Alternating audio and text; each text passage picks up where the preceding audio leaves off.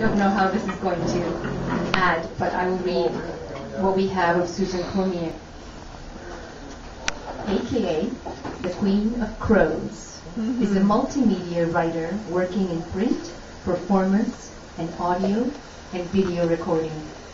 Previous adventures include winning or being shortlisted for such awards as CBC's National Literary Award, Arc Magazine's Poem of the Year, and the Federation of BC Writers' Literary Rights. Having her videos screened in festivals including the Montreal World Film Festival and Berlin's Zebra Poetry Film Festival, being the artist in attendance at Calgary's Herland Film Festival, and finding her photograph in a newspaper from Serbia. Current adventures include searching for musicians to collaborate on audio and video projects. Did you hear that, musicians? Researching mythology for a screenplay on the nature of memory and identity, and collecting tattoos of words. Let's give a warm welcome.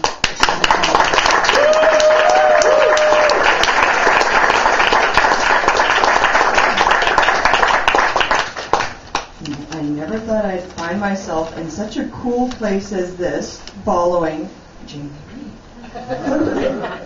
You've gotten somewhere in life when you've done that. Thank you so much for you all for coming out, to the host for having me and inviting me with such enthusiasm, and to the venue for having such a cool event. This place is almost as crowded as my house with interesting knickknacks.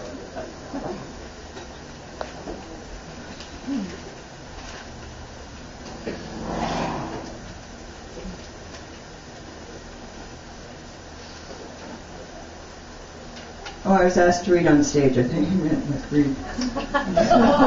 Sorry, reconfigure. Just gotta clarify your verbs.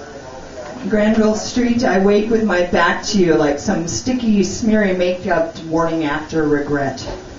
Rise and scrape the oily black dust from the corners of your eyes. Hide your track marks, straighten your clothes before neon lights come back on, before shop doors open and spew bright-edged pop music into your streets that never were blood-stained and screaming, never held out dirty cupped hands beneath flashing signs offering brand-name salvation. Your trash can top half-full Starbucks cups are snide offering to the gods of downtown sidewalk poverty.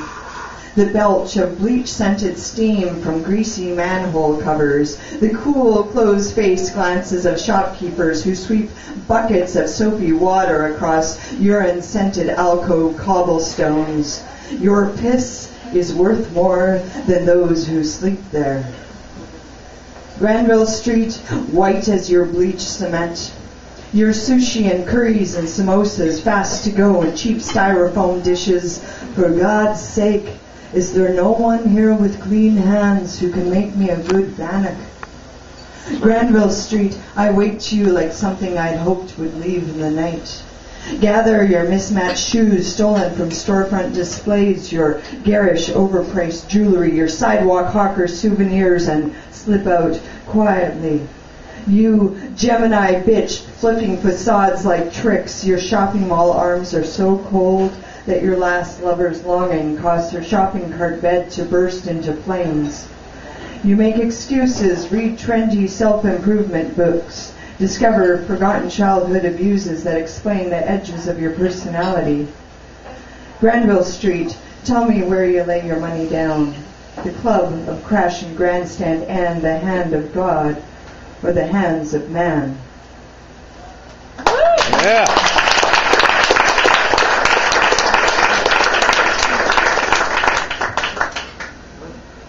Is that speaker fuzzy thing something I'm doing, or is it just like I'm giving off nervous caffeine vibes? It's the fan. Ah, it's the fan. The fan. It's right in puns. I come from a really sort of straight-edge, straight-laced, white bread sort of town. I went to a straight-laced, white bread, middle-class, straight-thinking sort of university to get a degree in sort of straight-laced, straight-edge, generic, straightforward ideas. in literature. And every once in a while in the university, we'd have someone come in to give a speech or a traveling poet or whatever, and they'd sit there and do their thing, and then we'd ask our straightforward linear questions very ignorantly. And then one day this poet came into town, and I read some of his stuff, or tried to. I couldn't make heads or tails of it. It was very fascinating. And he got up on stage, and we sat there with our hands folded in our prepared, straight-edged, white bread, ignorant questions. And he got up there, and he waved his arms around, and he danced, and he had a trampoline, and he danced, and he sang, and he said, ba, ba, ba, ba, ba, ba, ba, ba, and he was so happy, and it was so joyful, and it was just so much fun to watch. I couldn't understand a goddamn thing he was talking about, but it made me want to get up there with him. And so I went up to him, I talked to him after, because, after everything I go out into the smoke pit. And I stood by him when he was not smoking, and I said, I loved your stuff. It made me explode with joy. It made me want to do more than be straight-laced, straight-edged, narrow-minded. I love the work you do, but I don't understand a goddamn thing. And Bill Bissett said, you got it! Hell yeah! You know what I'm doing. There's a poem in here somewhere. I work in retail. I'm running out of paper at home. Sorry, I don't mean to throw paper in your face. But this is cash register tape. There is a machine that spins like a model of the universe, like a metal tornado, like a gyroscope made out of sign poles and loops of metal torn from smashing cars. It runs on sound, on the boom-boom bass that you feel in your bones, the wall of silence of an impending storm. As it spins, its magnets shriek and crack, spitting sparks and generating an electric force field strong enough to blur your vision and bend the hairs on your arms. I want nothing more than to be against you, against this wall, against you, against the wall. I bite my lip, turn my head away, bite the back of my hand to keep from screaming. A magnet pressed against a spine will rearrange neurons, will realign fraying, misfiring wires. I breathe my words into the back of your neck. Salt, sent to the ocean. I could lick you clean. We remember the taste of home. The hard shove of horseshoe magnets negotiating, flip and smash into each other, a thin layer of skin caught between. Your mouth moves, the taste of another's tongue. I cut my hands on your shoulder blades, cut my teeth on the edge of your smile. I want nothing more than to be against you, against the wall, against you, against the wall. I crack my skull on your headboard, crack my teeth against yours, crack my knuckles, keep my hands to myself. The flash of metal past metal, bowed bands of steel and iron spinning into near invisibility. We stand so close I can feel it in my bones. I leave my mark. Territorial pissings, fingernail tattoos, mouth bruises, the soft give of flesh. I want you watching me. Your skin smells like salt, like lightning, like a turbine spinning so hard, so fast that it almost ceases to exist, blades passing so close that a copper penny would make it explode.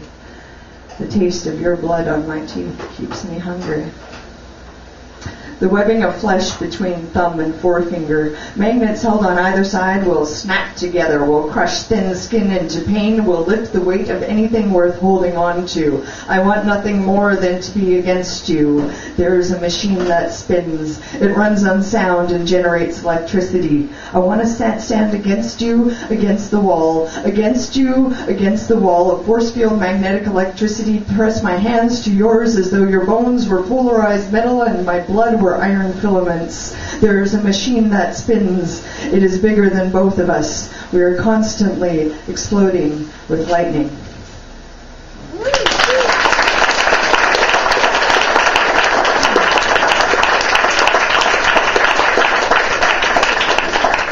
So I'm still working on trying to be as joyous as Bill. Not quite there yet.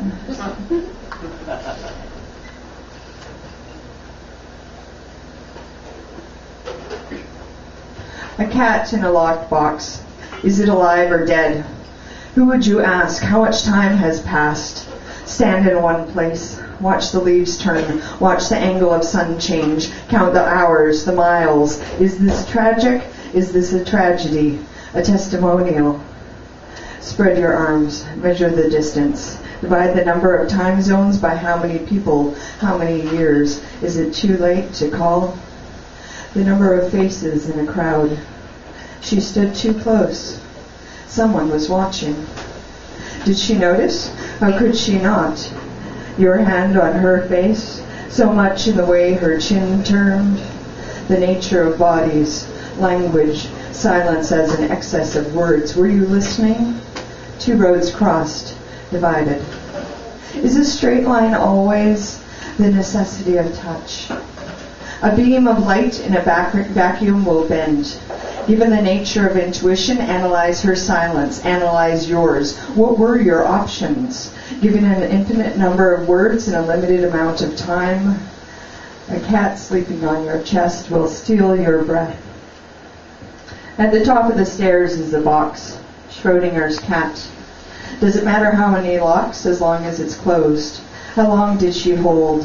Who looked away first? Phone number, hand, mouth, face. If you had asked, if she hadn't turned her head, if it weren't so crowded. Heart rate and lifespan are inversely proportional. Calculate life expectancy. What did you expect if given the chance? What would you say? A second chance, a chance meeting, the close passing of bodies in a crowded hallway. Given the fallibility of photographs, does she remember? Will you forget? Souvenirs, evidence. A sealed box at the top of the stairs. Can you prove this never happened? Given the amount of passing time, calculate the speed of light. Does memory include shadows? How close did you stand? The sound of one hand clasping. A small animal in a large box will eventually, given a list of statistics, the number of breaths in a minute, calculate the probabilities of the following: marriage, divorce, birth, rebirth, life, afterlife, death, a photograph, a mirror. Do you look the same? Would you recognize? Given the number of people in the world, what are the chances? Footprints. Are you standing? Where? Was she here? The box at the top of the stairs. When you move, will you leave it or add more locks? Whom do you sleep beside? Do they know? What would you say? Do you dream when you're awake? About who? The fine line between daydreams. Define possibility. The cat loves the sunlight. A locked box. Don't open it. You might not want to know. The distance between two bodies is a straight line. A raised hand from across the street. A greeting. A warning. Waving. Drowning. Given the number of years that have passed, calculate the probability. A live cat in a sealed box. Is it raining where she is? Is the sun on your face? How many time zones can the wind blow across? If two people think of the same thing, will the phone ring? Hold your hands against the sky. Count the stars. Assume life. Measure the distance in inches and miles and years and light years. The spiraling strands of DNA. Assume breath. A theory beyond proof. If you stand very still and watch the clouds, you can feel the earth turn. Hold these words up like unborn children. Adore them. Believe in reincarnation.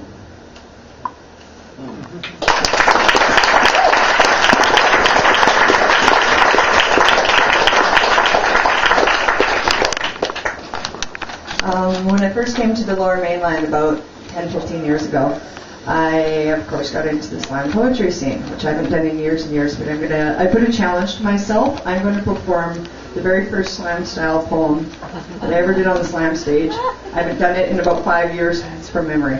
I've got my cheat cards here. Water? No, I'm fine, actually.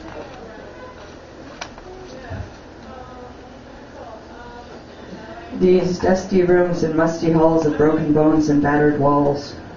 I return with mop and brush and broom to sweep the fear from these empty rooms, to clear the corners of hope ground into dust. I return because the landlord says I must repent, repent, repent for all the years I spent hiding in your arms, hiding from your hands, hiding from my own screams and broken dreams and disillusioned plans. My hands held up to protect me from the light, the fight, the night, what you said was your God-given right. The paintbrush slaps like a hand on the face of the wall. Repent, repaint, red paint to cover it all. I could paint a portrait in shades of blue and black and green, the colors that I've seen in the mirror on my face, in this bleeding place where lust and hate ran amok and replicated one cheap bad fuck, with the neighbors banging on the bedroom walls and giving me soft, sad stares when they passed in the halls. Because your voice drowned out the pity, drowned out the fear, drowned out my screams so no one would hear what went on inside the space that you said was yours and mine alone. I could never call it a home, these four walls of flesh and broken bones, where your thighs were guns and your fists were stones.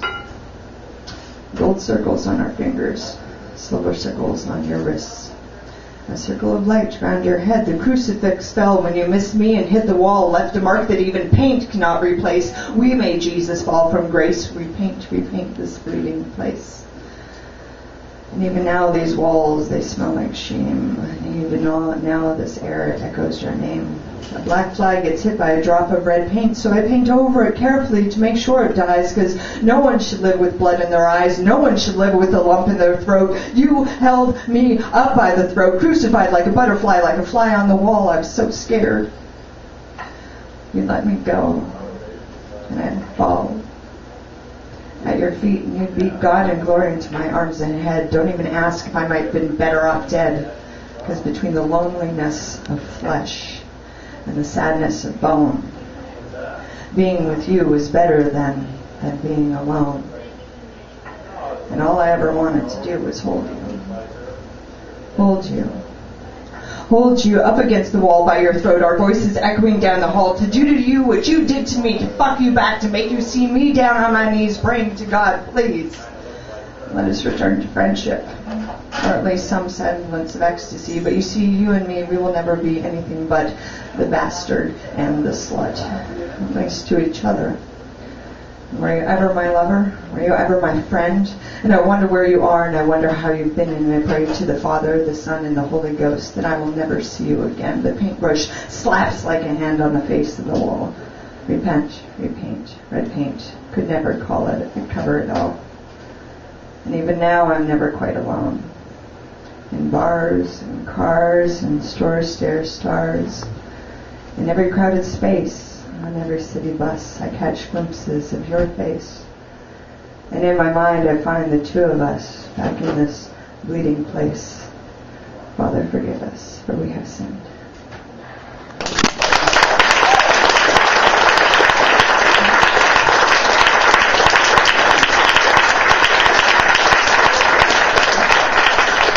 I don't think I missed any stanzas. If I did, then you don't know. Yes.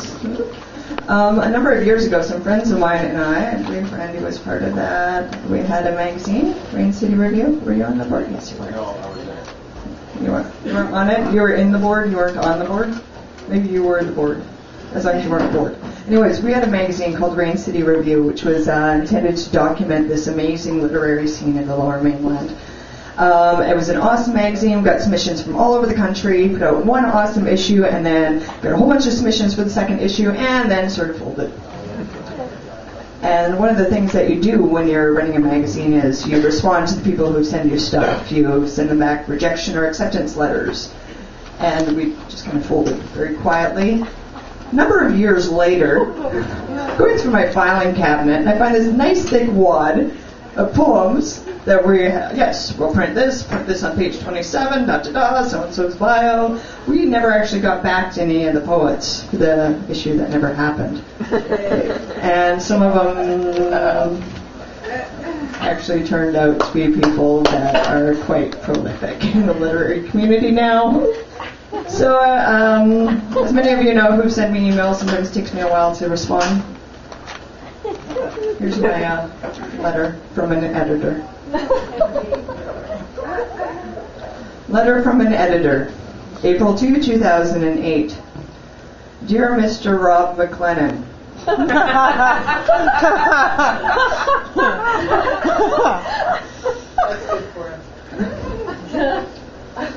On behalf of the Rain City Review Magazine editorial board, I thank you for your poetry submission dated May 15, 2000.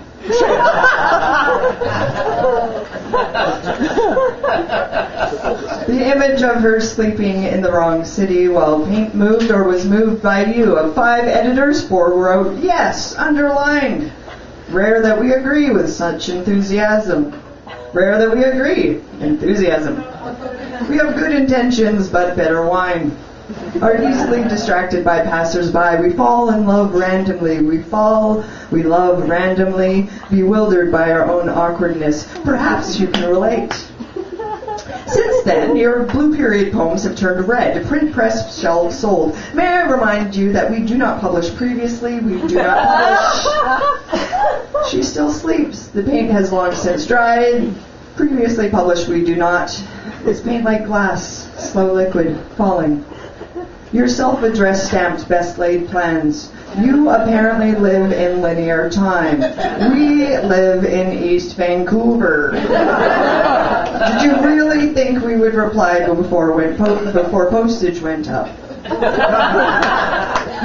We count the days of the month on our knuckles, stutter small paychecks. We sleep at odd hours, relish the slow stretch of bones and morning cold. We have crows, explosions of crows crowding the sky with wings. When wind picks up, we leave the park with guitars and coffee cups, stand in doorways and watch clocks blow by. We have learned from leaving our notebooks in the rain.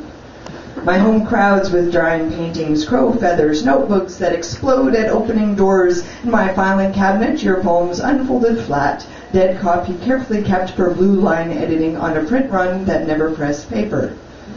In your 2002 compilation, said poems appear on pages 88 through 90 or 86 through 88, depending on whether you followed the number of pages or the actual table of contents.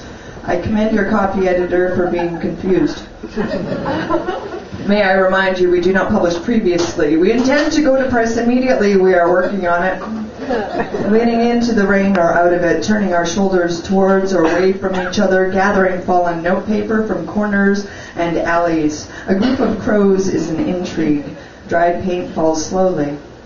We intend to go to press immediately upon receipt of revenue for the advertising that we never sold. Since our last board meeting, our features editor has moved west, our president has lost 100 pounds, our newest member has left for Cuba, and our advertising director has passed away. When the trees take the sunlight, we drink wine and sit on patios, lean elbows into passerby conversation, talk about thin shadows and crows, who's gone winter mad in old rain. We slip and skid in gray snow slurry, hold our coats closed against wind or open against falling, fists twisting in pockets of holes and old notes crushed by fingertips. We are working on it. Perhaps you can relate to our silences. The past lovers we claim broke us. Forgiveness of drunk friends' hands. You can relate, perhaps. Payment is in copies. They are in the mail. They will arrive by morning. Though whose morning? She sleeps through the rain. Paint has yet dried. It is still falling. Crows and notebook pages are blown off course. Perhaps she has left. In her dreams, in yours, we watch the crows muse misremembered kisses, write on unlined paper, redefine linear. In lieu of publication, please accept this punctuation. Please accept this beautiful breakdown of language, this noun without definition. A loose-leafed book blown on the lawn, wind, pages, a black wool coat snapped open against falling wings. Thank you all very much.